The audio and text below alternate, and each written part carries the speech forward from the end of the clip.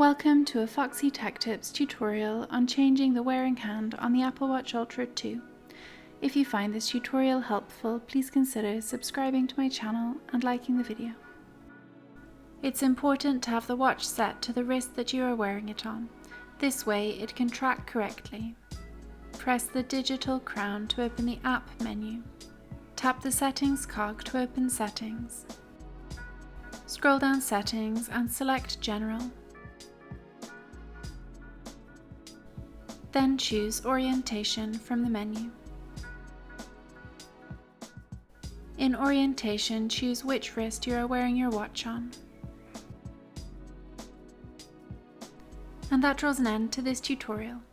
Please like the video if you found it helpful and subscribe to Foxy Tech Tips for more Apple Watch Ultra tips and tricks.